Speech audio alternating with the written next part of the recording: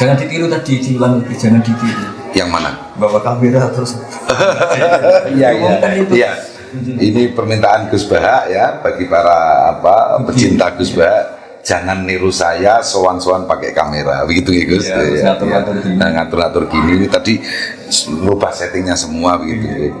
Assalamualaikum warahmatullahi wabarakatuh. Bismillah, alhamdulillah, wassalatu wassalamu ala rasulillah wa ala alihi washabihi wa ala amma ba'dah. Di samping saya selebritis pesantren Gus Baha, Kiai Bahauddin Nur Salim. Yang pertama, yang mulia Direktur Perguruan Islam Madul Falah Kiai Haji Muhammad Abad Nafih, para Dewan Pertimbangan Direktur, Bapak-bapak pembantu Direktur, seluruh asatidz ustadzat Perguruan Islam Madul Falah, dan juga tidak ketinggalan alumni Perguruan Islam Madul Falah dari masa ke masa, dan siswa-siswi Perguruan Islam Madul Falah, muslimin muslimat, para pecinta aulia di mana Anda berada. Alhamdulillah malam hari ini saya beserta rombongan bisa sowan ke Gus Baha. Sowan ke Gus Baha dengan berbagai strategi. Pertama, sowan tidak untuk ngundang karena beliau susah diundang. Kedua, sowan tidak untuk mengatur beliau. Saya sowan di sini untuk ngaji sama beliau, tetapi memang dengan mengatur sedikit, ngaji dengan dikamerakan, ya lebih untuk memperluas istifadah, Gus. Kita hari-hari ini memperingati haul Waliullah Syekh Ahmad Mutamakin. Kita akan berbincang-bincang ngaji dengan Gus Baha. Sudah disiapkan beberapa kitab, tentu saja tentang kewalian, dan mungkin nanti secara khusus tentang kajian, Gus. Okay. Tentu yang mulai komentar sudah tidak sabaran, itu presenternya diam aja sih, biar Gus Baha saja segera menghentikan. Monggo Gus, waktu sepenuh-penuhnya. Assalamualaikum warahmatullahi wabarakatuh. Bismillahirrahmanirrahim. Rabbi shrah li sadri wa yassir li amri wahlul 'uqdatam min lisani yafqahu qawli. Allahumma sholli wa sallim ala habibina Mustafa sayyidina Muhammadin wa ala alihi wa sahbihi ajmain. Nama ba'du. Yang sangat saya hormati Direktur Madul Falah, semua jajaran direktur, pengurus, para guru yang saya cintai, yang saya hormati di sini, khususnya Mas Nadif. Mas saya, mentor saya, yang tukang ngatur saya. Kebetulan kita ini tadi jagungan lama sebelum acara ini 1 jam. Kayaknya beliau mulai minat jadi wali. Ya Rob. Dalam hal ini pelatihnya saya, karena memang referensinya banyak saya. Tapi tetap Allah yaf'alu ma yasha', siapa yang diangkat duluan ya terserah Allah. Tapi begini, bicara dengan Bang Mutamakin, tentu kita tahu paling populer dari status beliau, dan saya yakin ini status hakikat dan nas, itu adalah terkenal wali. Jadi istilah Mutamakin sendiri diambil dari kata Mutamakin fil maqam, orang yang kokoh dalam makomnya, jadi tidak tergeser sana, tidak tergeser sini. Jika kalau dalam ilmu nahwu atau ilmu sorof, ketika isim itu menerima tanwin disebut mutamakin amkan. Ya. Karena ciri khas isim adalah diantaranya menerima tanwin. Sekali isim itu menerima tanwin maka disebut mutamakin amkan. Untuk menjadi wali yang permanen itu juga harus mutamakin. Jangan wali musiman, ketika kita fakir jadi wali karena sabar, ketika punya uang langsung nggak wali lagi karena mudah tergoda oleh nafsu. Ada beberapa referensi sebagai penghormatan pada bangsa saya di Matolek. Saya dan Gus Nadif disatukan, sama-sama turunan Mbak Nabi Sepuh, juga sama-sama turunan Bang Mutamakin. Kita ngendikan ini atau matur ini tidak dalam konteks sombong, enggak. Kalau betul saya alim, Mas Nadif alim, tentu barokahnya bangga kita, beliau kita. Kalau betul kita ada alim, ya tanggung jawab kita masing-masing. Iya. Dan kita perlu memaklumatkan itu biar sesuai koridor zuriyatan ba'duha min ba'd.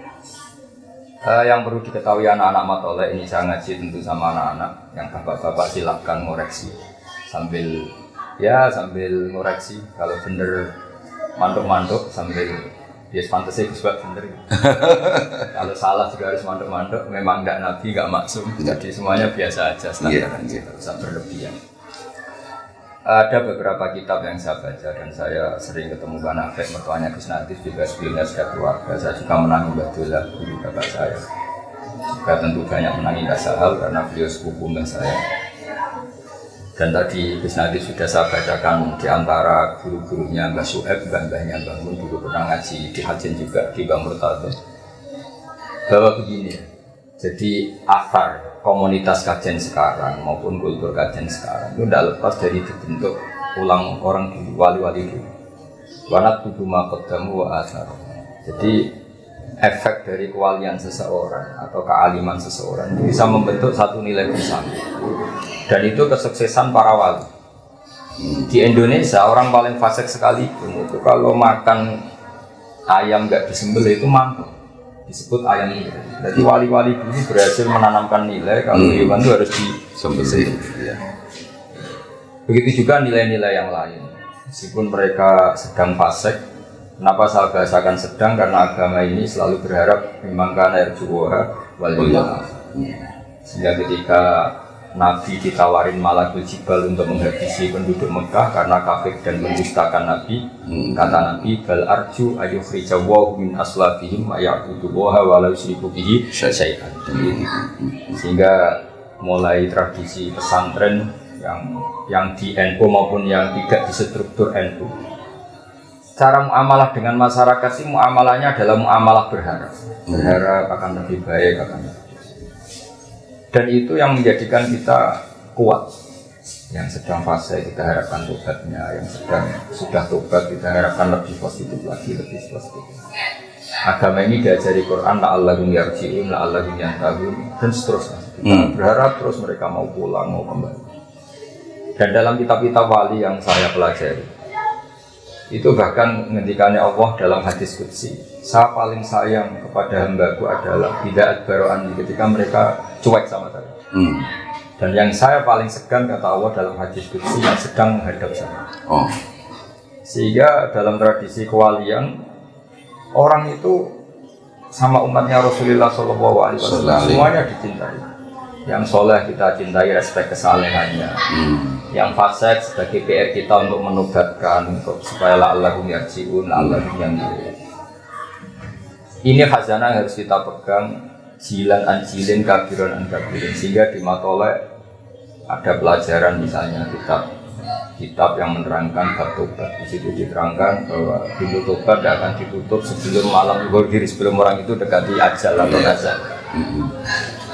Sehingga kita kenapa tidak menjadi orang yang stakum, yang keras. Wong Allah saja selalu membuka pintu tobat. Masa kita mau menghalang-halangan? Sehingga kita jadi itu rileks. Nah, kenapa tadi Mas Nadi pesan tentang matolek?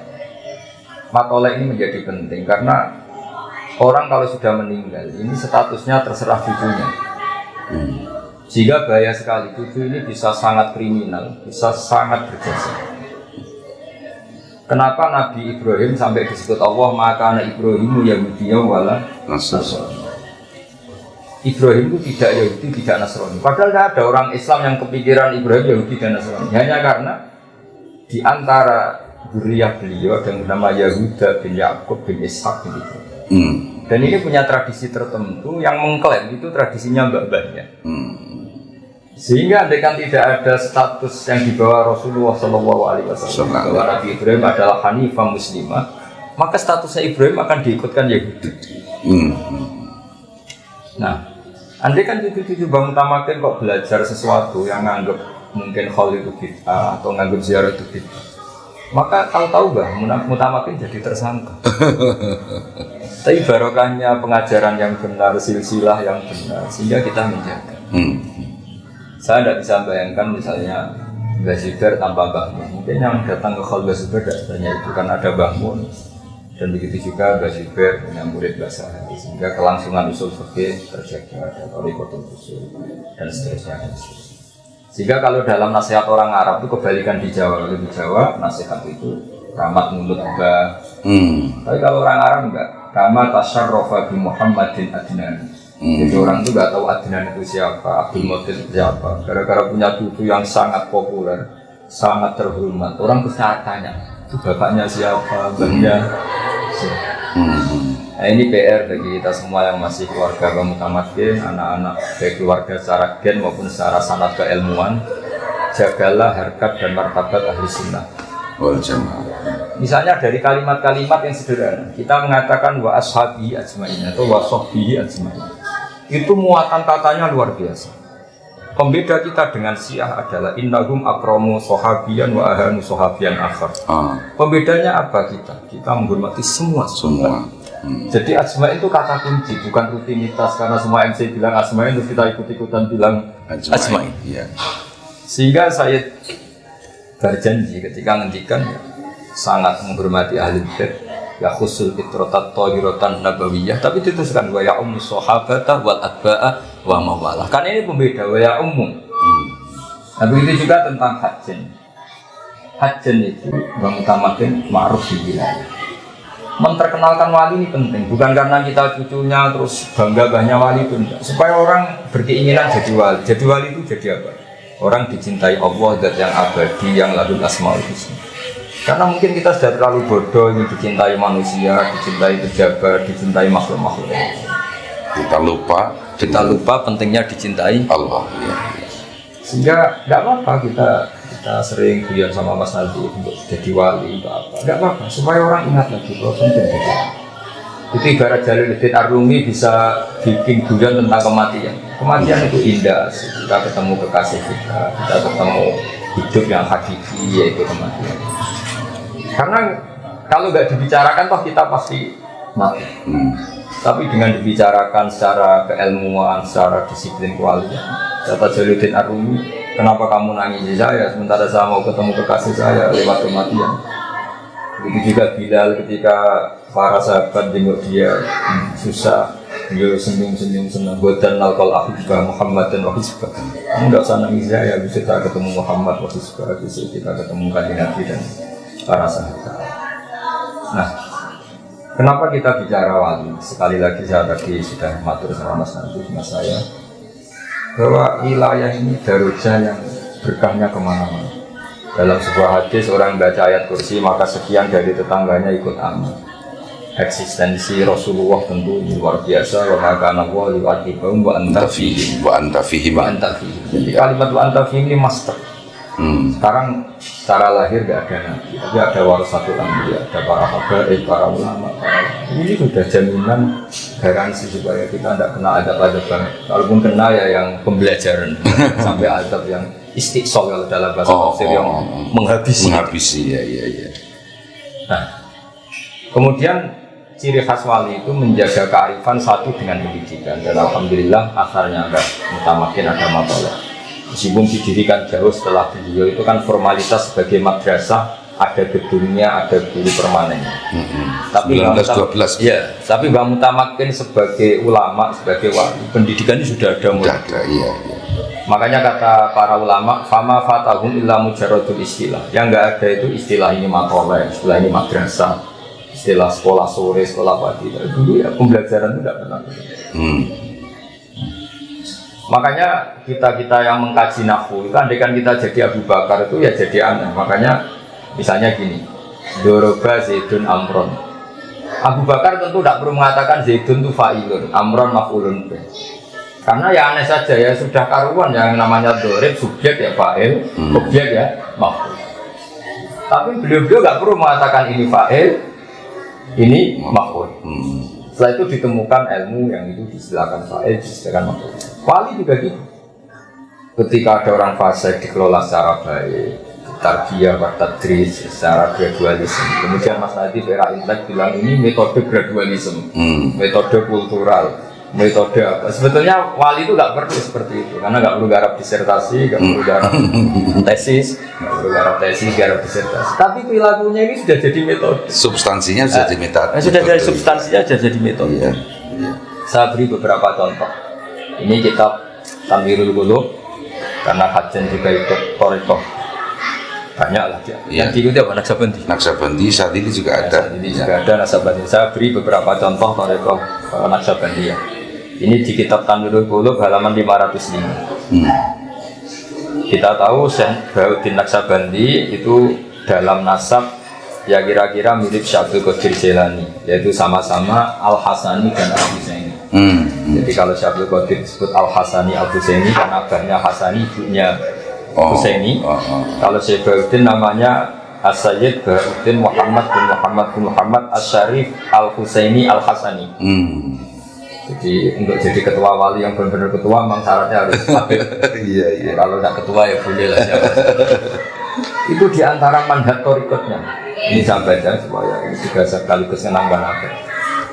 Mungkin yang Mas Hadi wajib iri sama saya itu diantara yang dikatakan munafik ini. Sok aku nak kau ono, kon pulang torikot.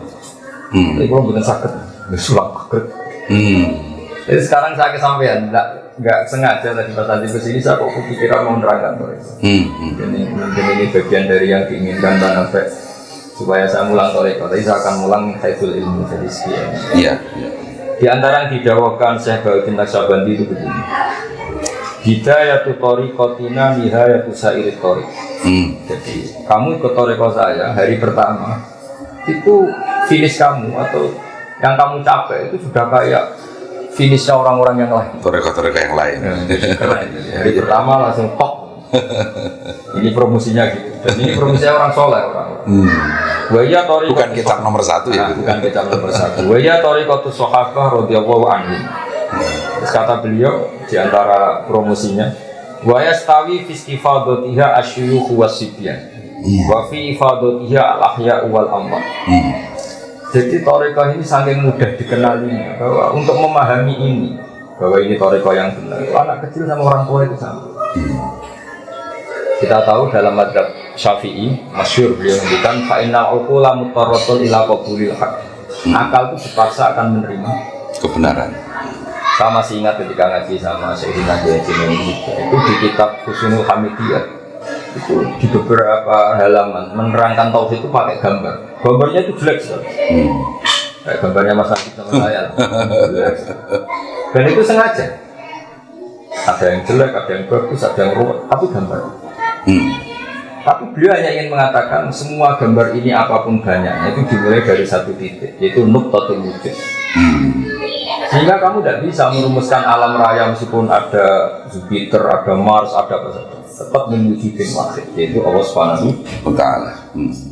Imam Amudi punya cara yang berbeda. Beliau guru matematika. Sampai muridnya ragu ini maksudnya surga gimana? Guru saya ngajar matematika. Tapi ada muridnya yang bermimpi bahwa beliau fi malain azim minal malaikat, di depan banyak para malaikat. Sama Allah disuruh ngajar malaikat matematika. Kata malaikat, bagaimana mungkin Imam Amudi mainnya sama dengan kita? Wa nahnu nusyahiduka ya Rabbi, kita ini menyaksikan langsung kekuasaanmu ya Allah, karena kita malaikat. Terus kata Allah, sabda Allah, pengetahuan Amudi tentang saya, tentang Tuhan itu enggak kalah dengan kamu. Terus Imam Amudi disuruh mulang tauhid, mulang lewat matematika. Dia mendikan nisbatus naini wassalah sahwal arba ila malaniha talah, itu nisbatul fardi ilal asli. Bo angka itu sampai 1.000, 1 miliar bertriliun tetap semuanya nisbatuha ilal wahid, itu nisbatul fardi ilal asli. Wal aslu huwa hadzal wahid. Itu pokok semua malaikat. Orang kok pinternya gitu. Jadi kita punya toriko banyak untuk menerangkan tauhid. Begitu juga Mbah Nafek bisa membuat orang awam kholwatan asik sama Allah. Iya. Yang pintar asik dengan Allah jelas ya karena punya ilmu. Awam pun bisa asik dengan Allah. Ini diantara yang dikatakan Syekh Bahauddin wa fi istifadatiha asyuyukh wasibyan. Wa fi ifadatiha al-ahya wal amwat. Bahkan efek toriko ini yang mati pun ikut kena dampak positifnya. Saking berkahnya. Iya. Karena kita tahu setelah kita mengenali ilmu hakikat, mati dan hidup itu tidak ada bedanya. Kita ketika hidup ya tahta qabdatillah, ketika mati ya tahta qabdatillah. Iya. Ketika Allah menghendaki kita hidup ya kayak ajsamun sing laru falaha, misalnya ketika fokus sesuatu ya kayak orang mati untuk hal yang lain. Atau kita mungkin pas stres, pas masjid yang nggak ngerti apa-apa, atau pas waras tapi karena baru cinta mati juga lupa segalanya. Jadi mati dan hidup ini inna sholati wa nusuki wa mahyaya wa mamati lillahi. Sehingga di dunia wali itu orang sudah meninggal, itu efeknya masih bisa baca.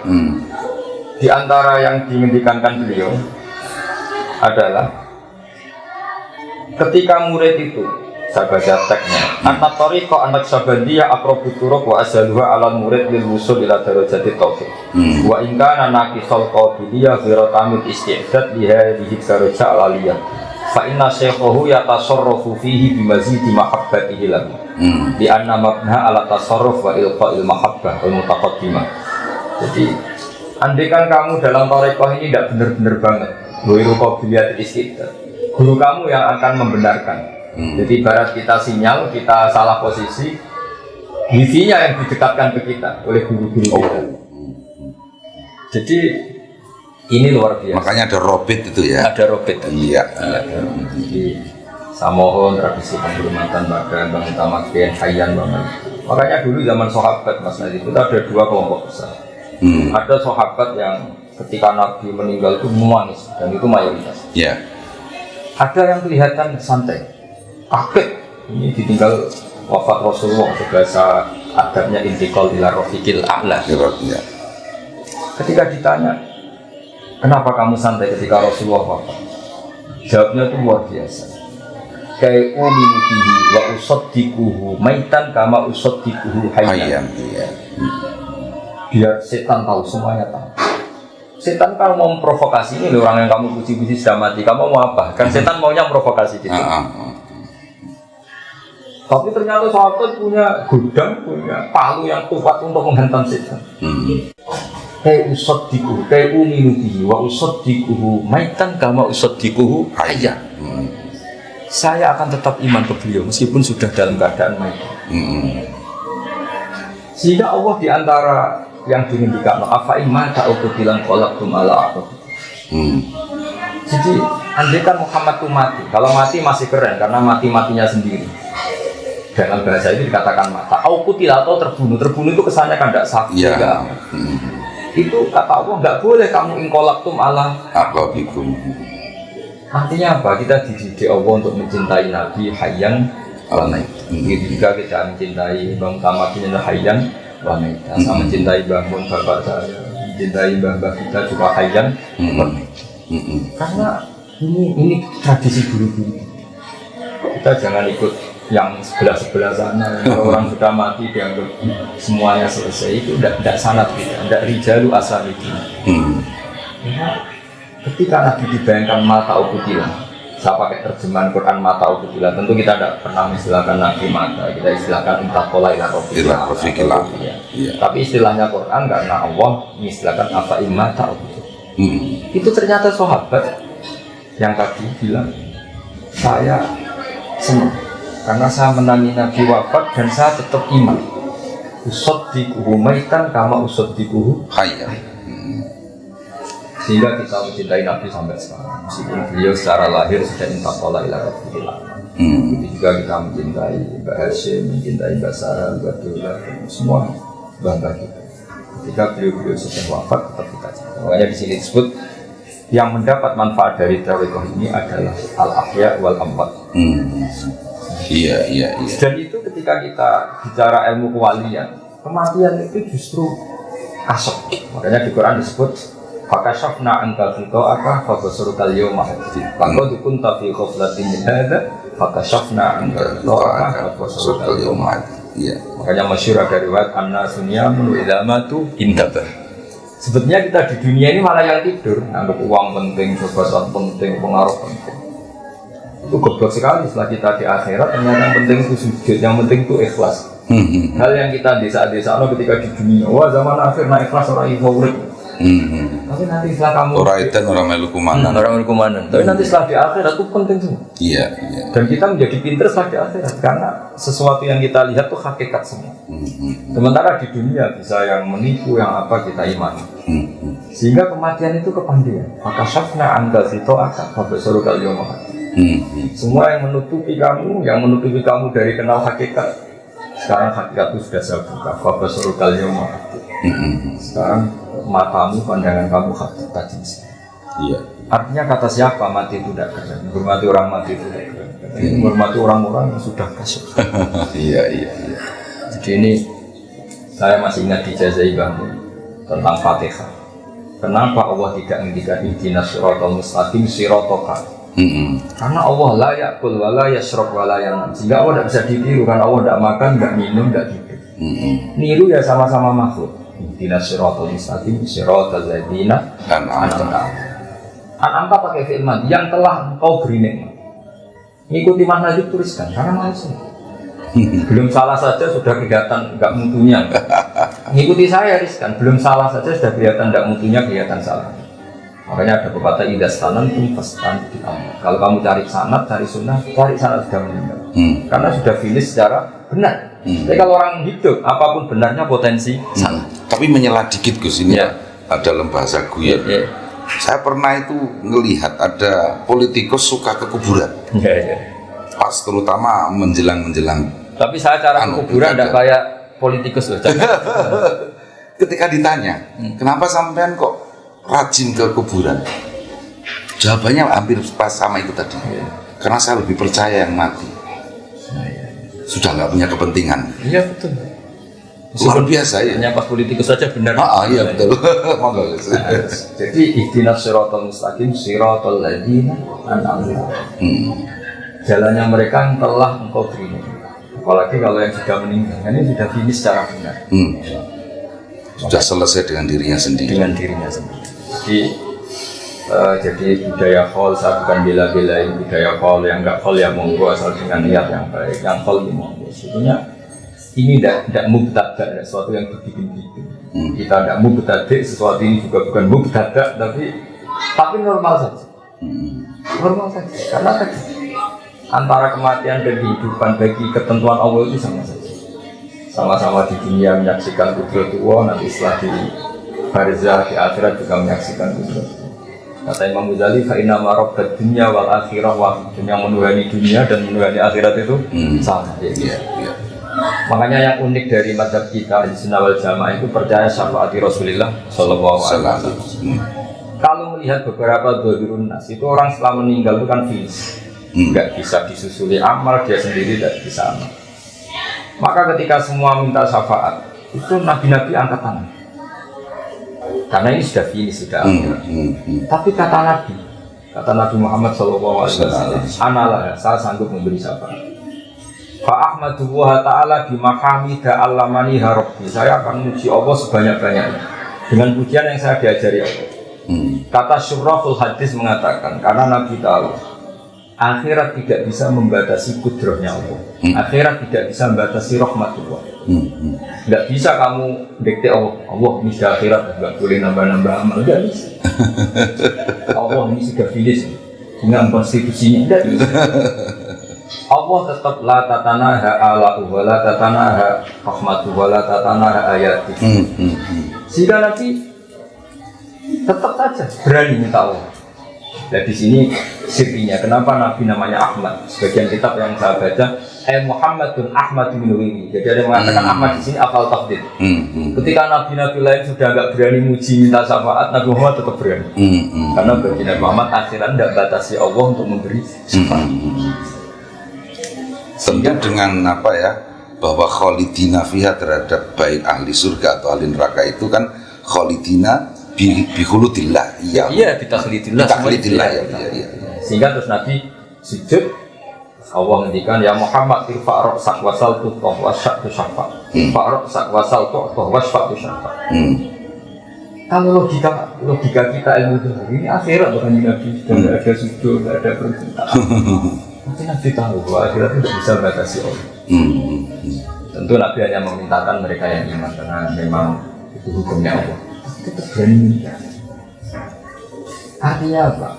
Ketika orang meninggal kamu anggap terus tidak bisa mendoakan kita. Orang sudah meninggal tidak nyafaati kita, itu keliru. Ini yang perlu distressing kan itu Gus, betul ya. Jadi bahwa Nabi cerdas memahami bahwa akhirat pun latatana. Iya. Nisbatil rahmatillah, betul. Iya. Makanya tetap berani minta. Berarti betul. Jadi ini dalil hal yang ya nggak tahu ini yang kayaknya Gus ini baru baru pertama kali jenengan ngendikan ke ini. Kecuali kalau bahwasanya saya mungkin kurang cermat mencermati apa YouTube sampean gitu. Ya, yang jelas ini spesial lah. Iya spesial. Tadi tuh saya mau bikin mukadimah ini. Hadis dari riwayat itu Khalid bin Ma'dan itu yang ketika itu meminta siapa itu sahabat siapa lupa itu, ceritakan saya hadis yang sampai kemudian beliau menangis, Mu'adz bin Jabal itu tentang riya yang sampai sekian kelompok nggak lolos semua itu. Nggak lolos semua. Jadi artinya di situ saya ingin memang Gus Bahar sekarang ini ya demi matolek ya. Dulur jenengan sendiri harus mengeluarkan ilmu-ilmu yang min syiddatihi wa diqqatihi begitu Gus. Tidak tahu abamu mau. Iya. Kalau dia uraan itu berarti dapat pahala karena jujur.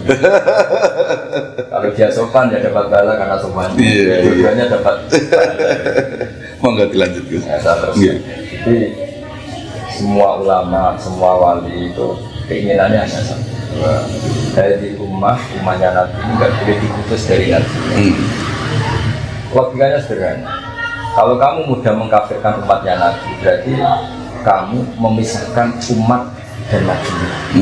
Makanya kenapa kita ciri khas ahli sunnah wal jamaah itu menentang paham takfir. Karena inginnya Allah dan Rasul yang di luar saja dipanggil, masa yang di dalam dikeluarkan. Iya. Tidak boleh. Wong kita jual kambing tanpa anaknya atau anaknya tanpa indukanya aja nggak boleh. Apalagi ini memisahkan Nabi dan umat. Jika guru-guru kita dari mulai Mbah Mutamakin mulai sampai saya menyaksikan era modern ya ada Badullah, ada bahasa, ada bahasa. Itu buat orang kaya apa itu ya bisa. Bukan karena tidak farik benal haki wa benal batil, ini bukan dalam konteks fikul ahkam tapi fikul dakwah. Mereka juga tetap istilahkan masih fase ya tak rumah, tetap distatuskan fase berarti ada farik tetap. Tapi tetap dirangkul dengan makanya fikul ahkamnya ya kena, mereka tetap distatuskan fase. Fikul dakwahnya ya kena tetap dirangkul di. Kalau dalam bahasa Mbah Muslim Allah yarhamu Imam Puro itu peceraian-peceraian ya kudu dirumati. Iya betul. Jadi kalau dalam bahasa strategi politik dan kadang-kadang kita memang harus ngomong politik itu tetap menguntungkan kita karena taksiru sawadil muslimin.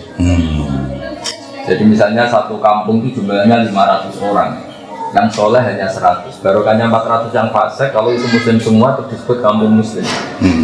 Tidaknya kita bawa Quran nggak asing, lihat orang sholat nggak asing.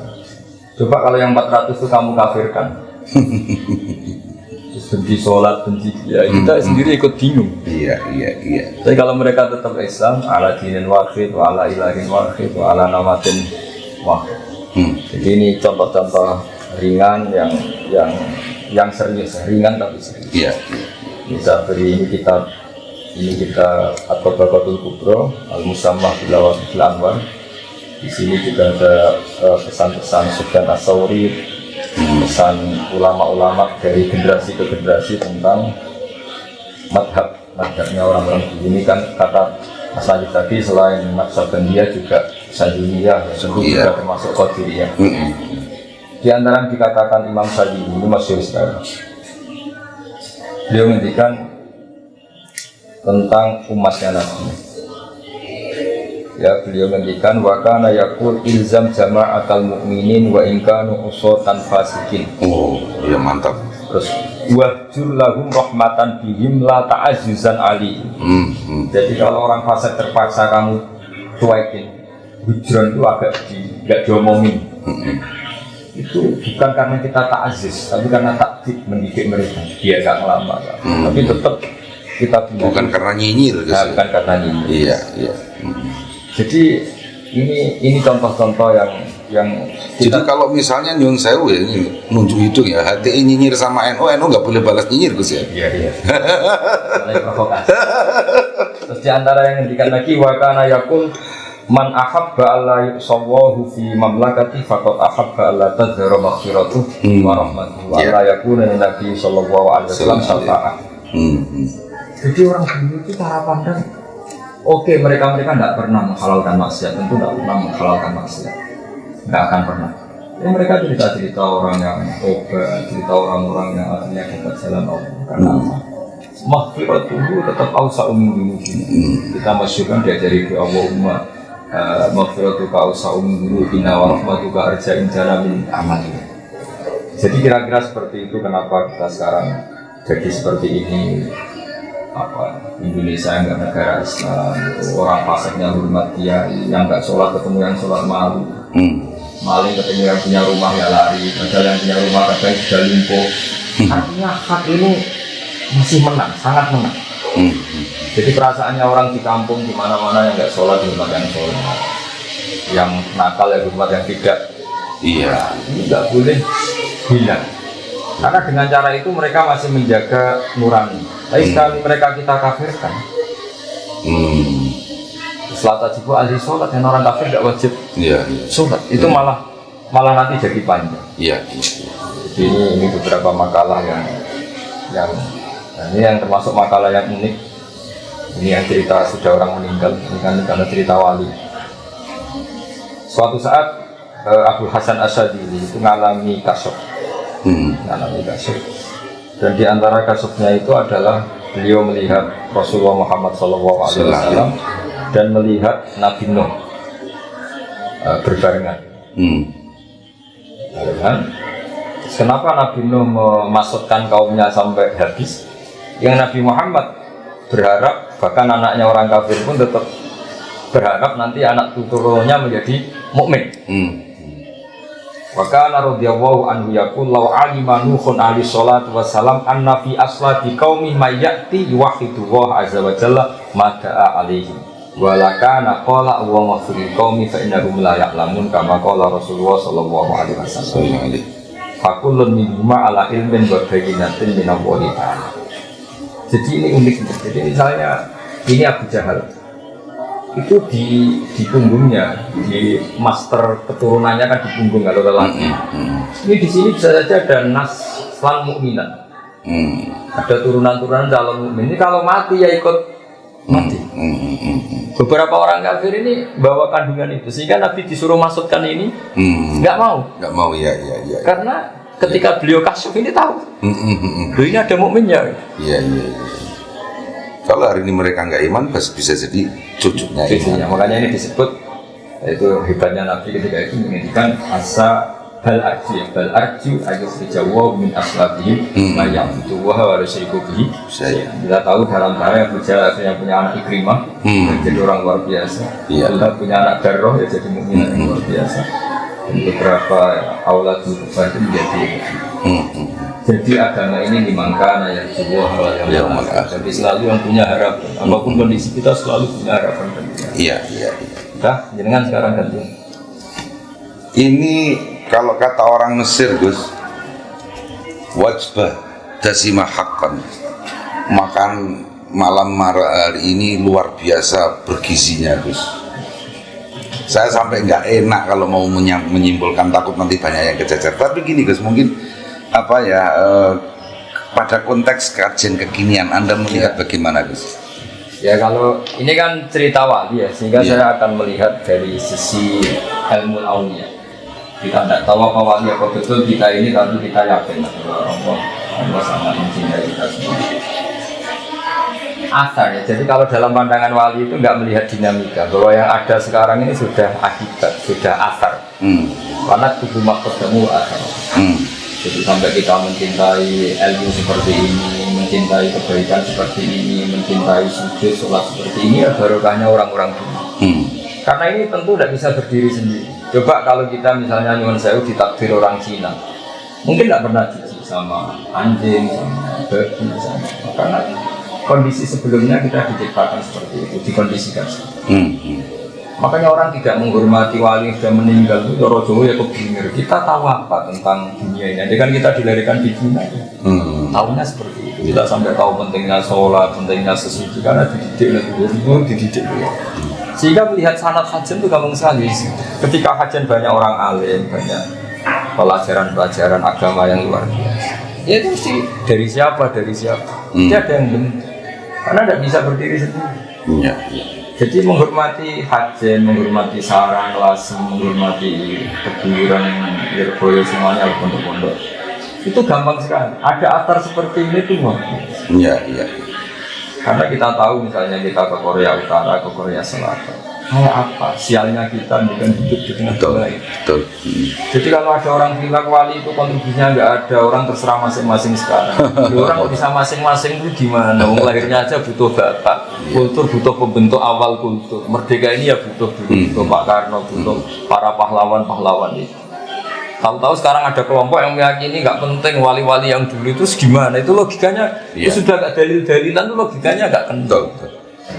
Untuk konsumsi anak-anak santri sekarang Gus yang lebih muda-muda mungkin usia sanawi aliyah, jenengan harapannya pada santri-santri kajian Gus. Santri-santri kajian yang saya cintai, harapan saya sanat ini nggak boleh hilang. Caranya nggak hilang ya tadi kultur ini dijaga. Saya pernah ke makam Ibrahim di Hebron, itu benar-benar di sinagog. Bahkan sebagian selimut makamnya itu ya ada lambang Yahudi. Artinya gini, orang yang meninggal itu terserah yang hidup. Makanya berkah betul Nabi Ibrahim ketika putra cucu punya Nabi Muhammad SAW, karena beliau juga yang memaklumatkan walakin kana hanifam Muslim. Tanpa itu Nabi Ibrahim akan distatuskan sesuai posisinya yang sekarang di Israel, dengan selimut yang seperti itu. Artinya ini, kalau santri-santri matolek tidak alim lagi, tidak menjaga marwah itu, derajat itu, kemudian apalagi sampai membid'ahkan khol, menyalahkan khol, ya kamu makin hilang, itu pasti. Andaikan apapun hebatnya Imam Ghazali, tapi kalau kita ada bisa baca Ihya, tahu hebatnya dari mana? Baca aja tidak bisa. Jadi makanya kita menjadi penting. Dan fairnya Rasulullah itu figur yang sangat fair, sangat luar biasa. Itu kalau saya ini termasuk kiai yang nggak begitu sering berdoa, bukan karena sombong, karena saya iktifanya didoai Rasulullah Sallallahu Alaihi Wasallam. Ala khulafai rahmatullah. Waman khulafa'u khair qol alladzina yuhyuna ma amatahum nas min sunnati. Nabi itu perso sekali. Bagaimanapun Mbak Mutamakkin sudah wafat, Mbak Dola sudah wafat, Mbak Nafis sudah wafat. Murid-murid patolek ya kita. Ada Gus Muhammad, ada beberapa, ada Pak Muhammad, ada beberapa kuliah. Sehingga perlu didoakan yang hidup, karena yang kamu sudah. Sehingga hebatnya Nabi sampai seperti itu. Orang-orang yang masih ngajar ajaranku, yang masih baca Quran, baca hadis, baca tafsir, ya Allah kasih rahmat. Dan saya yakin doanya Nabi mustajab. Jadi kalau saya berdoa itu mustajab, ya doa ya serius. Tapi saya sebetulnya ya sudahlah supaya ubudiyah saya berdoa. Tapi saya percaya sekali yang mandi itu doanya Nabi. Selagi kita masih mengajar kebenaran, mengajar tauhid, mengajar pasti tercakup dengan doa Nabi tadi. Iya. Karena yang kangelan ya yang hidup tadi. Iya betul. Iya. Karena yang menjaga. Banyak kan di Jawa Timur di mana-mana orang alim alama nggak dikholi makamnya sampai kena semak. Ya gara-gara cucunya nganggap ziarah itu fitnah. Kita tidak perlu nyebut nama nanti jadi fitnah. Iya. Dan itu makruf masyhur. Betul. Artinya gini, sekali kajian matolak itu tidak alim, tidak pakai ala namati aslafina solihin, ya udah hilang semua. Iya. Karena dulu ketika kita ke kuburan dengan niat ingat yang mati, kalau ingat yang mati jadi ingat mati dan kebiasaan. Dulu kita sembahkan Quran karena biar kasrotu tilawatil Quran, dianggap nggak ada sunnahnya Nabi. Ada yang unik, saya pernah ngalamin gini Mas Najib, ini pengalaman ya. Saya pernah didatangin tamu dari Sidoarjo. Dia cerita, Gus khataman Quran satu hari khatam, kebetulan tadi Mas Najib baru khataman, diantaranya saya kirim delegasi tadi. Dan saya selalu kirim delegasi untuk khataman di Bangunan. Gus jelas di hadis Sahih, Nabi itu melarang orang khatam sehari. Karena 1 bulan 3 kali aja ada Nabi kebanyakan yang pakai hadis Abdul bin Amr bin As itu. Iqra'u fi syahrin, tapi kata Abdul enggak, saya lebih kuat timbang itu ya Iqra'u fi syahrin sampai itu jelas seminggu saja dan maksimal. Kenapa ada khataman sehari? Ya. Bahkan konon Batullah 3 kali sehari. Iya. Jawabannya saya tanya sama yang gugat itu. Ya jelas niatnya gugat itu. Sama mau alim apa mau gugat? Kalau mau alim, tak bacakan kitab yang mensarai hadis itu. Dan itu saya yakin lebih alim juga Anda. Ya saya ingin alim. Dan nggak usah dibaca dulu. Tapi saya jelaskan. Oke, kalau khataman 1 hari bid'ah berdasar hadis itu oke, sepakat. Tapi Nabi nuruhkan ikra'hu bisyahri, ikra'hu bisabti. Apa Anda tiap 7 hari khatam Quran? Sehingga mengkritik ya 1 hari khatam. Itu perintah kata Nabi, ikra'hu ya sudah khatam per 7 hari, khatam per 1 bulan. Apa Anda tiap 1 bulan khatam Quran? Anda juga kan? Anda ini kritik bisa, tapi melakukan perintah ada? Iya. Tidak bisa. Akhirnya terus saya bacakan di Fathul Bari, cara menyarai itu luar biasa. Kalau perintah menghatamkan per 7 hari tidak wajib, per 1 bulan juga tidak wajib. Sebenarnya Nabi juga agak melarang per 1 hari hatam. Tinggal melihat muktado saksiyati orangnya itu siapa. Iya. Kalau kita pegawai atau karyawan itu tidak baik, wajib kerja dengan alasan khataman tidak kerja, padahal kita terikat kontrak. Iya. Tapi kalau di waktu yang kita tidak ada apa-apa, kemudian memang ingin khataman, ini masalahnya. Iya. Jadi ini kearifan para syurahul hadis. Jadi cara menggugah Ibnu Hajar al-Asqalani, jika ada orang yang mengkritik man yaktimu fi kulli yaumin, tanyakan ke dia. Hal yaktimu fi kulli usbu'in, fi kulli syahrin. Bahkan baca saja belepotan kan? Iya, belepotan. Iya. Gitu.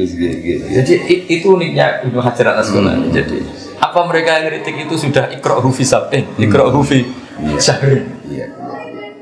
Jadi yang diambil larangnya. Iya. Akhirnya kita jadi tersangka kan? Betul. Padahal nggak ngerti. Jadi lagi-lagi ya sepotong-sepotong itu ya. Ilatu mandinya nggak Iya.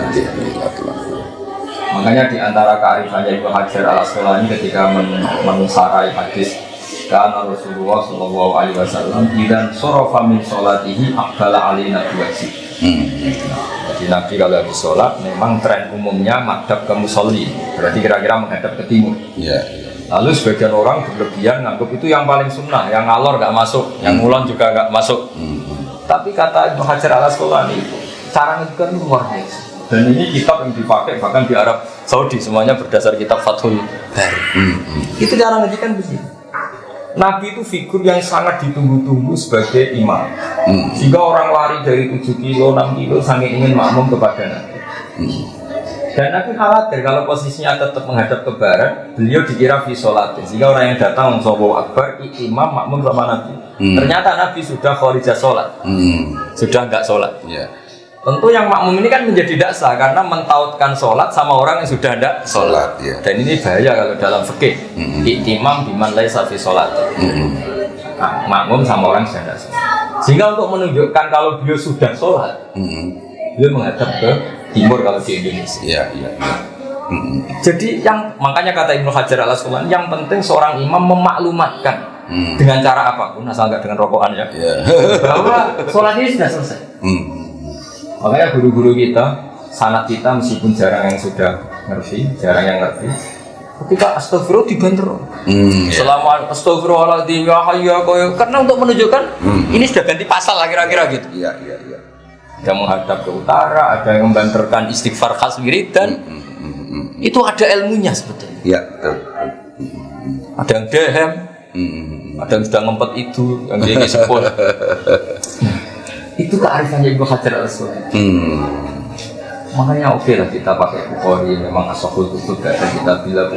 Tapi dengan pemaknaan model ulama. Jangan lantas kalau Aqbala alina biwajib terus yang lainnya salah.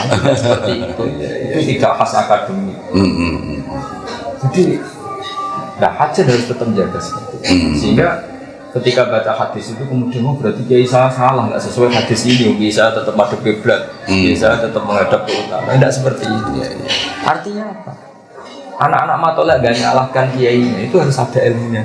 Kalau tidak, dia dengan referensinya akan mengadili guru. Iya. Lagi-lagi jaga keilmuan, jaga bacaan, jaga tradisi. Ditambah itu kita tidak bisa. Nah materi yang kita baca itu, misalnya gini, sholat nisfu Sya'ban. Fathul Mu'in itu mengikuti sholat nisfu Sya'ban. Padahal kita pegang Fathul Mu'in. Ini beberapa ulama mendukung sholat nisfu Sya'ban. Ya sudah, guru-guru kita melakukan itu nggak masalah. Pakai hadis umum as-sholatu khairun mawdu'un fa'akfir al-aqillah. Sholat itu bawaannya sudah baik. Yang penting tidak fil awqat al-makruhah, bawaannya sudah baik. Iya. Fa'akfir al-aqillah, sudahlah kamu mau perbanyak terus. Soal ada hantaman ini bid'ah, sebagian ulama juga meyakini ini bid'ah. Ya nggak masalah, mulai dulu ya beda pendapat itu biasa. Nggak ada masalah. Iya. Jadi ini penting untuk anak-anak matoleh, baca yang. Nah ini yang termasuk pesan agak terakhir Iya. terlalu lama masalah dosa. Ini tak baca ini di kitab ini yang dipakai Thariqah Habib Lutfi, kitab Jami Usul fil Auliya. Iya. Ini yang dipakai pengajian Habib Lutfi Iya. karena kita butuh sanad. Iya. Dan ini sudah saya cek di beberapa kitab termasuk di Hilyatul Auliya, di kitab At-Tabaqatul Kubra oleh Imam Sa'roni. Itu kenapa kita membiarkan dulu pernah ada satu kejadian orang banyak itu fasik. Itu jadi imam di masjid, jadi muadzin. Banyak dia yang menentang itu. Jadi bapak menyuruh tidak apa dia jadi muadzin, jadi kita ada. Tapi dia kan orang fasik. Sopo ngerti nak barokah adzan terus izin fasik. Saya biasa sugeng, biasa ndelok dangdut, gara-gara saya jadi muadzin malu. Iya. Tapi bapak menghormati pandangan masa muadzin kok latar belakangnya seperti itu. Kata bapak di monggo. Tapi kamu harus menghormati ikhtiar saya. Nak menowo baru main. Nanti dia malu apa? Maksiat lagi. Khazanah kita cukup untuk menganalisis seperti itu. Misalnya tentang dosa ini. Iya. Wasu'ila as-sariyu anit-taubah. Ada yang baca siri as-sakoti, ada yang baca as-sari. Semuanya gitu. Faqala antan sadampak. Tobat itu apa? Yang penting kamu lupa dosa kamu. Jadi itu gimana? Terus, karena gak aneh. Wasu'ila anhal junat faqala Allah tan sadampak. Yang dikatakan tobat itu kamu gak boleh lupa Dosamu. Selalu merasa bersalah. Ini dua orang besar, sini as-sakoti sama Abdul Qasim al-Junad. Wakilah huma sofifun. Ini kitab yang dibaca Habib Lutfi. Kalau Pilih warna, coba lewat. Wakilah huma sofifun. Li anna sariya aroda taubatal khawas fa innahum la yadhkuruna dzunubahum mimma ghalaba ala qulubihim min 'azamatillah wa dawami dzikri. Wal junad aroda taubatal awam fi ibtida'is suluk. Jadi kalau di kitab ini selalu at-taufiq bainal aqwal. At-taufiq bainal aqwal. Jadi saya sendiri dalam banyak hal itu setuju yang lupa. Karena barokahnya lupa itu mereka nggak malu sujud, nggak malu ke masjid, nggak malu dekat dia. Tapi kalau ingat dosanya terus dorong Jawa akhirnya mojok mau ke masjid malu, mau ketemu kiai malu, maksudnya diam di rumah. Itu di suatu daerah jamaah begitu itu yang ya suka minum itu. Ketika mulai ikut-ikutan jamaah burda itu. Pertama kali itu minum dulu Gus. Itu menghilangkan malu. Kan indah itu. Tapi lama-lama sekarang udah enggak itu. Ya substansinya ke situ tadi. Jadi tidak gampang. Ini kan kita ngelola manusia. Seorang lagi ini kita ngelola manusia. Ada yang bawaannya itu pede, sehingga bayangkan di surga itu melihat Allah. Tapi ada juga ulama yang katanya, ketika kamu di surga berani nggak lihat wondak? Ketika ditanya kenapa, unazzihu dzalikal jamal binadzari misri. Saya menjaga kesakralan Allah, terima aku wae kok. Ben Allah tetap sakral, gue gak tau didelok mripat sing koyo aku. Sama siapa kalimat unazzihu dzalikal jamal an-nadzari misri. Jadi banyak orang yang salaman di tabaruk di monggo, yang nggak berani salaman kok ngotori kiai di monggo. Yang sekarang salaman di monggo mereka musofa hasunat, yang takut corona di monggo itu banyak. Kayak apa? Enaknya ulama-ulama itu relax, santai, karena jadi kita kan muamalah sama zat yang luar biasa. Siyak balul ma'dzirah, yang ghafurur rahim. Coba Nabi sendiri itu semuanya orang baik. Ada yang kayak Nabi Nuh tegasnya kayak gitu, ada yang Nabi Ibrahim yang lunanya kayak gitu. Ada yang Nabi Musa ilmiahnya kayak itu. Ada Nabi yang nggak ngambil sikap kayak Nabi Khadir. Semua khazanah kita kurang apanya? Iya. Dan Nabi ngendikan ulama umat itu keambiya Bani Israil. Tidak ngendikan kanabiyin, keambiya. Ulama yang alim dan nekah, Imam Nawawi. Nabinya ada Nabi Yahya. Ada panutan. Ulama yang kaya raya jabat ya banyak. Panutannya Nabi Sulaiman. Cari yang miskin banyak lagi. Makanya Nabi Isa. Bedanya Nabi Isa miskin pilihan, kalau ini miskin terpaksa. Artinya apa? Allah bikin kebaikan aja dengan figur yang macam-macam. Iya. Dan kita tidak kurang stok mencari panutan. Iya, panutan betul. Saya tadi bilang sama Mas Ali, kenapa Mbak Nafek itu suka kuliah? Saya masih ingat. Nafek Putra Badola, bapak saya murid Badola. Kalau bapak cerita begini, wong wis ribet ngurusi ekonomi, ngurusi utang. Anak ngaji kok susah non rokok, terus senangnya aku kapan. Aku mau ijazah di Farokin Wasurulin. Bapak baca Fadillah, Rahmati Fadillah. Banyak ferahu. Mereka buyar saja di ilmu. Di rumah jadi bentak istri, bukan jatuh tempo. Di tempat ngaji, duduk salah akhlak, nggak cium kiai salah, tempatnya keliru duduk. Terus senangnya ini kapan? Kapan? Iya. Artinya guru-guru kita buyar saja ada ilmu. Itu ada satu ulama yang analisisnya bagus sekali. Allah itu tentu sangat wibawa karena Allah bil jalal. Ketika ketemu Nabi Musa, kenapa pertanyaannya Allah wa ma tilka biyaminika? Ya Musa. Saking gawa apa? Itu hampir semua ulama hakikat menafsirkan apa? Karena Allah ingin muhadasah yang ringan untuk menghilangkan haibahnya supaya Musa itu gak terlalu takut. Iya. Jadi dijak yang ringan. Nggak kok ditanya, kamu jadi nabi sudah sukses belum? Wah, gemeter. Kalau santri ditanya, kowe jadi santriku tahu. Dan itu saya kira selalu dilakukan Mbah Mun terhadap tamu-tamu. Iya, ngendikan yang ringan. Iya. Jadi ngendikan yang ringan saja di ilmu. Kenapa? Lah orang-orang yang nggak pernah ngaji, dia itu amin guyon ngomong yang nggak penting. Itu ada ilmu. Ada ilmu. Lah apa kan ya alam sirra wa akhfa? Kenapa harus tanya wa matilka biyaminika? Ya Musa. Nabi Musa jawabnya ya ringan. Bongkak Gusti. Tidak sekedar imtinan Gus ya? Iya tidak, ini tongkat buat nyari rumput, nyari apa, daun-daunan waliyafia ma'arifufro ya banyak harus fungsinya kayak apa? Jadi guyon, ngendikan ringan saja ada ilmunya, iya. Bapak juga gitu, apalagi kalau santri itu miskin guyon terus karena ridho sama kodok-kodar itu penting jadi itu dimulai dari yang ringan-ringan. Iya. Kalau semua santri ingat gobloknya, ingat saya itu ingat abah jenengan Allah yarhamu. Pertama kali ketemu, saya masih kecil sekali. Dia semua kiai. Dari tadi kok memang guru terus. Apalagi kalau sama ketemu Bali. Kalau saya ke sana mesti jadi di Bali tadi. Tapi memang yang sempat terngiang di saya itu ya diantaranya itu jenengan duluan gua qadimil akhas. Selalu ada dalil alfiahnya gitu.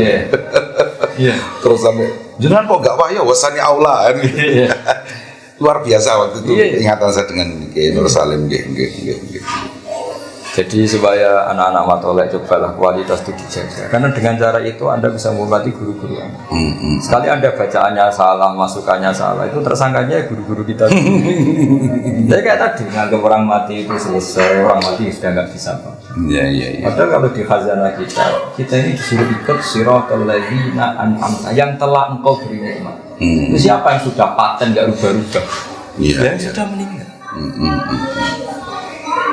Sehingga ketika Nabi jadi Nabi itu ya disuruh ikut Nabi. Santri-santri kajian itu ziarah ke Mbah Mutamakin itu sergap rajin kalau menjelang ujian tok itu. Makanya saya suka membahasakan sama mereka, kamu ini kok kayak mau nyuap Tuhan lewat Mbah Mutamakin sebelah gitu. Khataman sergap kok menjelang ujian itu. Itu ya sekedar gitu. Nah, jadi ini apa? Supaya tasjid sama santri-santri kajian siapa ala kok santri sarang saya dan semua keluarga sarang. Di antara kitab yang ditulis Mbah Maimun ketika mensejarahkan buyutnya yaitu Mbah Su'aib. Kita tahu Mbah Mun punya ibu namanya Mahmudah punya abah namanya Ahmad. Ini juga kiainya Mbah Sahal, kiainya Mbah Nafek. Ahmad punya abah namanya Su'aib. Ahmad bin Su'aib. Ya. Di Mbah Mun ketika nulis mbah keempatnya yang namanya Su'aib bin Abdul Razak, beliau menulis falamma balagha minal umri nahwan min isrina sanatan rohala ila hajan wala zama fadilatas as-sufi asy-syahid bil alim ar-rabbani bil karomat al-qiyy murtadhi mursidi tariq as-sufi al-jami' baina syari'ah wal haqiqah. Jadi hajan ini kata Mbah Mun dulu punya kiai namanya Kiai Murtadhi, itu mbahnya Mbah Mun Mbah Syu'aib mulazamah bersama.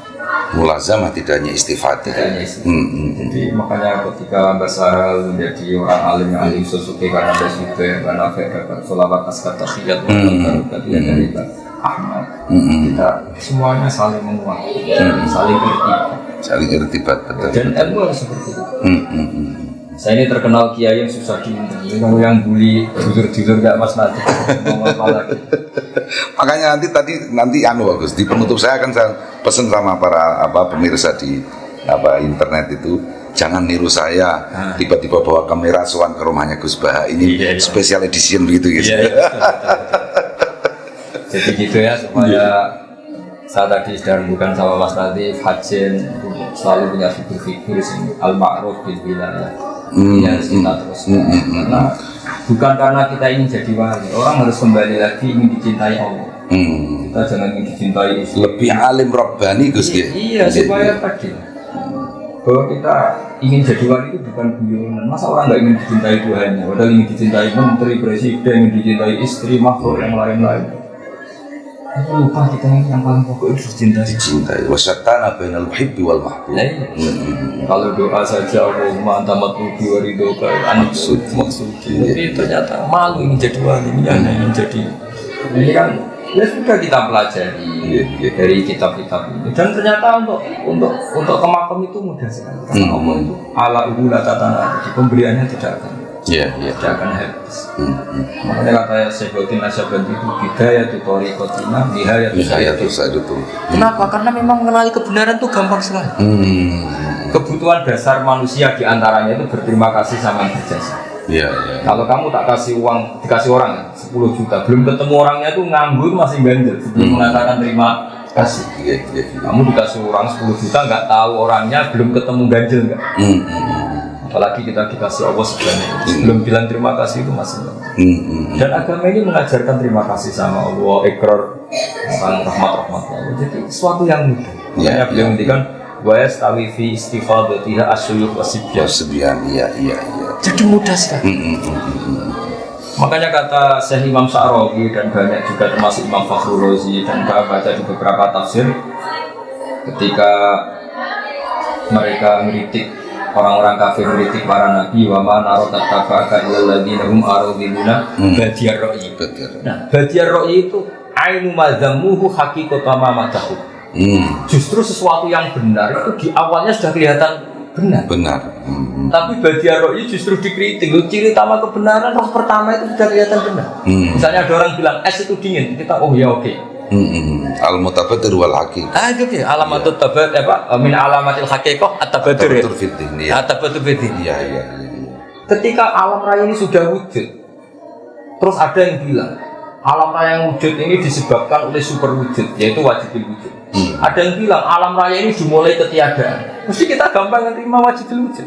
Masa sesuatu yang wujud disebabkan sama yang tidak wujud? Mau itu mikir memetir. Tapi kalau hadhil mawjudat khalaqaha mawjudun, enak kan mikirnya? Tapi kalau hadhil mawjudat khalaqahal adam, mbok kita orang paling cerdas di dunia ya enggak bisa.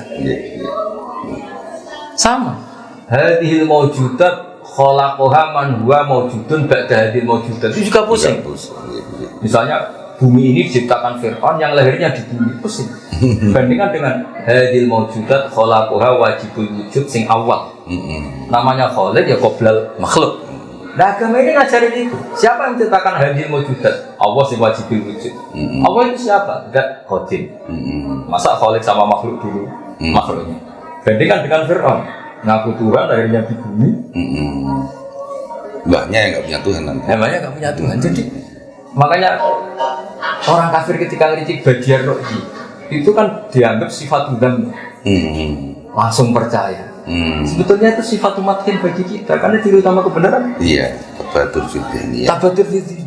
Kan langsung enak kan? Hadil mawjudat khalaqaha wajibul wujud. Kan enak daripada hadil mawjudat khalaqahal adam. Jadi enak sekali. Ini, nah ilmu seperti ini anak-anak matolek sekalum enggak punya kan? Sehingga di sini ketika kita nifadil Allah itu siapa? Ad-Dhahir. Tidak begitu jelas eksistensi. Nah soal nanti ada sifat Allah al-Batin, kita profan, kita terbatas sehingga nggak bisa menyentuh zat yang luar biasa tadi. Makanya min haisul aqal wujuduhu dhahir. Sehingga kita menyebut Allah ad-Dhahir. Tapi karena kita profan, kita terbatas menyebut Allah al-Batin. Makanya Allah punya sifat al-Dhahir dan al-Batin. Kan enak. Nah, saya kira demikian sebagai kenangan saya. Saya tadi mau menyela menyudahi, tapi beliau sendiri sudah menyudahi, jadi saya tidak suul adab. Terlalu luar biasa malam hari ini, berkah haul Mbah Mutamakin, yang bicara juga cucunya Mbah Mutamakin. Alhamdulillah, semoga bermanfaat. dan Jangan ditiru tadi, diulang lebih, jangan ditiru. yang mana? Bawa kamera terus. Iya. Ini permintaan Gus Baha ya bagi para pecinta Gus Baha, jangan niru saya sowan-sowan pakai kamera begitu ya Gus. Ngatur-ngatur gini ini tadi rubah settingnya semua begitu. Terima kasih Bapak Direktur, Bapak Dewan Pertimbangan Direktur, Bapak Pembantu Direktur, Bapak Ibu Guru, alumni dari Matul Falah dari masa ke masa di seluruh penjuru dunia, dan santri-santri Matul Falah juga santri kajian secara umum. Kita akhiri sekian. Saya mengucapkan wassalamualaikum warahmatullahi wabarakatuh. Waalaikumsalam.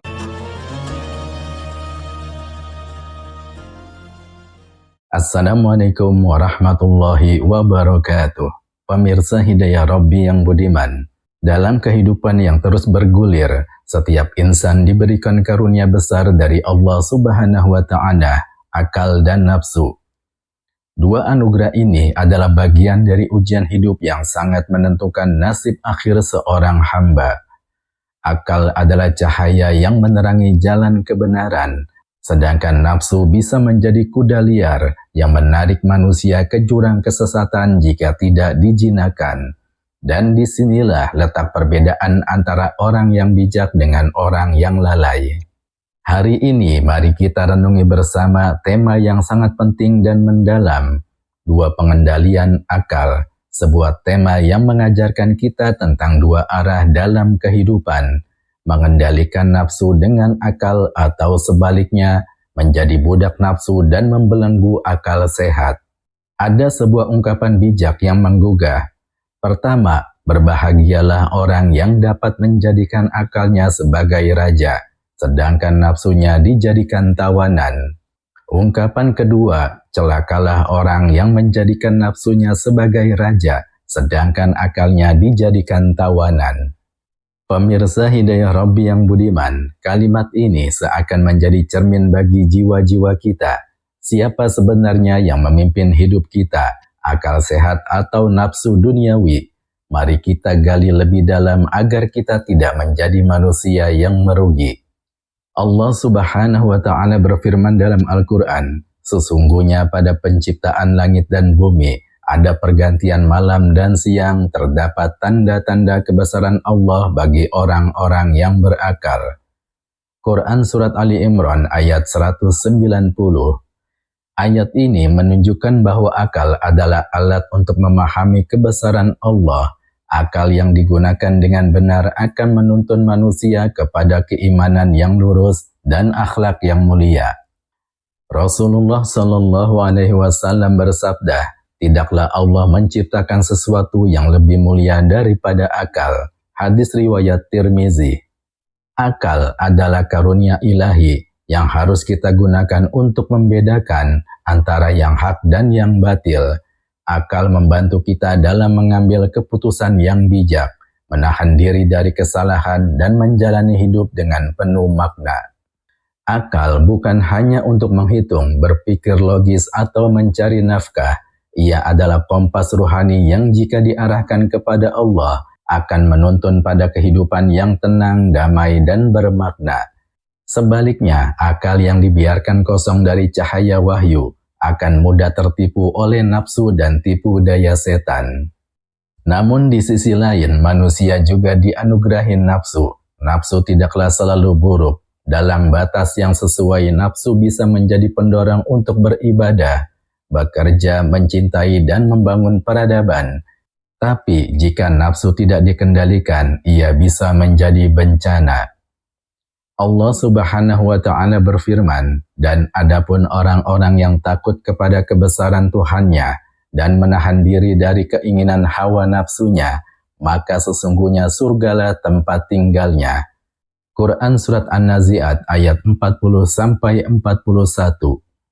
Pemirsa Hidayah Rabbi yang budiman, betapa banyak orang yang tersesat karena mempertuhankan nafsunya. Mereka menjadikan harta sebagai ukuran keberhasilan, jabatan sebagai lambang kemuliaan, kekuasaan sebagai alat untuk menindas, dan kenikmatan dunia sebagai tujuan akhir kehidupan. Dalam gemerlap dunia yang menipu, mereka lupa bahwa semuanya itu hanyalah fata morgana yang tidak abadi. Akalnya yang seharusnya menjadi pelita penuntun jalan hidup, malah dibiarkan tertidur dalam gelapnya ambisi dan keserakahan. Inilah potret yang menjadikan nafsunya sebagai tuan. Mereka hidup dalam lingkaran syahwat yang tidak berujung, mengejar dunia seolah dunia akan menyelamatkan mereka di akhirat kelak. Hatinya keras, telinganya tuli terhadap nasihat dan matanya buta terhadap kebenaran. Padahal Rasulullah Shallallahu Alaihi Wasallam bersabda, celakalah hamba dinar, celakalah hamba dirham. Hadis riwayat Imam Bukhari. Betapa jelas peringatan ini bahwa siapa yang menjadikan dunia sebagai tujuan akhir akan terjebak dalam kehinaan. Mereka yang tertawan oleh nafsu hidup dalam penjara yang tidak terlihat. Penjara ego, penjara syahwat, penjara ambisi yang membakar jiwa. Akhirnya hidupnya tidak membawa keberkahan, bahkan bisa membawa kehancuran. Maka marilah kita waspada, jangan sampai kita termasuk di antara mereka yang dikabarkan oleh Allah dalam firman-Nya. Apakah kamu telah melihat orang yang menjadikan hawa nafsunya sebagai Tuhannya? Quran Surat Al-Jasiyah ayat 23. Pemirsa Hidayah Rabbi yang budiman, marilah kita belajar dari kisah agung Nabi Yusuf alaihissalam. Ketika Zulaikha menggoda beliau dengan rayuan syahwat, beliau berada dalam situasi yang sangat sulit. Seorang pemuda jauh dari keluarga, berada di tempat asing, dan digoda oleh perempuan cantik bangsawan. Namun Nabi Yusuf alaihissalam berkata, sesungguhnya aku berlindung kepada Allah, sesungguhnya Dia adalah Tuhanku yang memperlakukan aku dengan baik. Sesungguhnya orang-orang yang zalim tidak akan beruntung. Quran Surat Yusuf ayat 23. Nabi Yusuf memilih akalnya untuk mengendalikan nafsunya. Ia tidak mau menjadi budak syahwat, meski dengan resiko di penjara, dan justru karena pilihan inilah Allah memuliakannya, menjadikannya pemimpin dan menyucikan namanya. Kisah ini adalah cerminan kekuatan akal dan iman ketika dihadapkan pada ujian berat. Nabi Yusuf tahu bahwa sesaat kenikmatan dunia tidak sebanding dengan kebahagiaan abadi di sisi Allah Subhanahu wa Ta'ala. Akalnya tidak dikalahkan oleh nafsu karena hatinya terpaut kepada Rabb-Nya. Pemirsa Hidayah Rabbi yang budiman, kita harus memilih apakah kita ingin menjadi raja yang memimpin nafsu dengan akal, atau menjadi tawanan yang diseret-seret oleh hawa nafsu. Jalan pertama adalah jalan kemuliaan, sedangkan jalan yang kedua adalah jalan kehinaan. Sahabat Rasulullah Shallallahu Alaihi Wasallam Abu Bakar As-Siddiq adalah contoh manusia yang selalu mengedepankan akalnya yang terang karena keimanan. Beliau tidak terpengaruh oleh tekanan Quraisy, tidak terbujuk oleh kekayaan atau pujian dunia. Semua itu karena akalnya telah tertambat kuat pada tali iman. Sementara itu, lihatlah kisah Qarun, seorang yang diberi harta melimpah namun menjadi sombong dan lupa diri. Ia berkata, sesungguhnya aku hanya diberi harta itu karena ilmu yang ada padaku. Quran Surat Al-Qasas ayat 78. Akal Qarun dibelenggu oleh nafsu kesombongan. Ia menolak mengakui bahwa hartanya adalah dari Allah. Akibatnya ia ditelan bumi bersama seluruh hartanya. Pemirsa Hidayah Rabbi yang budiman, lalu bagaimana caranya agar akal menjadi raja dalam hidup kita? Pertama, dengan ilmu. Ilmu adalah makanan akal. Dengan ilmu kita bisa memahami mana jalan yang diridhoi Allah Subhanahu wa Ta'ala. Kedua, dengan zikir dan muhasabah. Kita perlu terus mengingat Allah dan mengevaluasi diri kita. Apakah akal kita masih tajam atau sudah tumpul karena nafsu? Ketiga, dengan bersahabat dengan orang-orang soleh. Pergaulan sangat mempengaruhi siapa diri kita. Bersahabatlah dengan orang yang bisa menasehati, bukan yang memprovokasi. Keempat, dengan memperbanyak doa. Mohonlah kepada Allah agar diberi kekuatan untuk mengendalikan nafsu dan menjadikan akal sebagai cahaya yang memandu langkah kita. Pemirsa Hidayah Rabbi yang budiman, hidup adalah pilihan. Allah Subhanahu wa Ta'ala telah memberikan kita akal dan nafsu, serta petunjuk melalui Al-Quran dan Sunnah.